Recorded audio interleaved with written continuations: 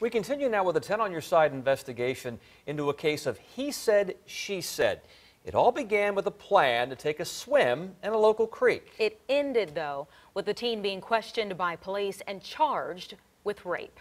The decisions of that day still haunt him. 10 on your side's Andy Fox connects the dots in this case. From Drone 10, you can see how far two friends walked to be alone. Down to the creek, they would swim, and that would lead to sex. This boy admits that, but says it was consensual. She was telling me that she wanted to have sex, and then we met up with the purpose of having sex. Problem, he started talking to his buddies, which he now admits he should not have done. His attorney, Sonny Stallings. If he had kept his mouth shut, he'd have had sex, and that would have been it. But he told his buddies he'd had sex. He won the contest. Police are called. He's arrested. They go to court. She testifies she was raped. I couldn't look at her when she was testifying. I stared at the judge the whole time because she was just saying lie after lie. Did she tell you to stop? She did tell me to stop, and I respected that decision. Stallings challenged the girl in court that she was a willing participant. She admits that she carved an initial on a tree in the woods after the sex. Hardly something a rape victim does. Tell me about you grabbing her hair. I didn't grab her hair. Which brings us to the near 4-hour police interrogation. You have the right to remain silent. He waived his Miranda rights, agreed to talk without his parents or attorney. But after he was arrested at school, Mom called the detective. And I said, do I need to be there for the question? She said no. And I said, is there anything that No. She said no. The police? The police. The Said detective, no. the detective on the phone said I did not need to be there. I said I was on my way. And I called and told him to stop interrogating my client. I represented him, and they just refused that. The detectives never interviewed him before this moment and never believed him. It's time to stop lying to get out of trouble. It is. It's time to accept consequences. And I believe in all this time, he never wavered. The sex was consensual. This exchange near the end of the interrogation.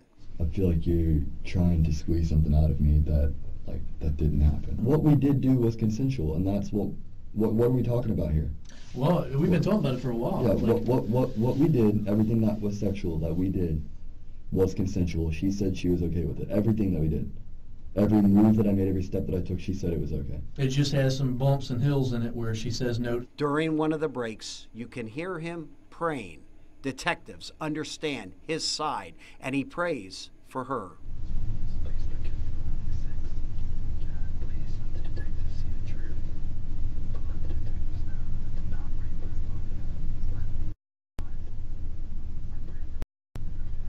After waiting 3.5 hours, his mother was finally allowed in, and it was then detectives read the charges, including rape, they got earlier in the day.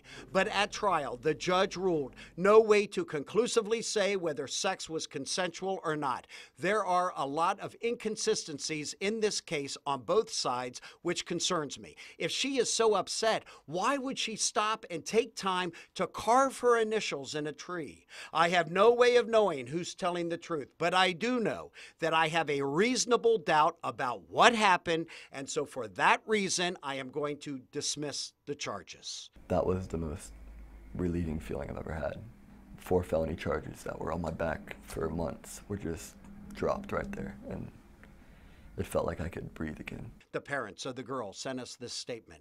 We are deeply troubled, as is our daughter, by the incident that resulted in the charges lodged against the young man and by the outcome of the trial. We continue to stand by our daughter's account of what occurred. Sex between teenagers is fraught with peril, and both parties and their friends need to understand that it is not a game and indeed can have serious consequences. Please listen to that sage advice, wise through reflection and experience. As for the boy, attorney Sonny Stallings, working on getting his juvenile record and arrest record expunged from all computers and paperwork, and says his client, based on the evidence, should never have been arrested. I'm Andy Fox, 10 on your side.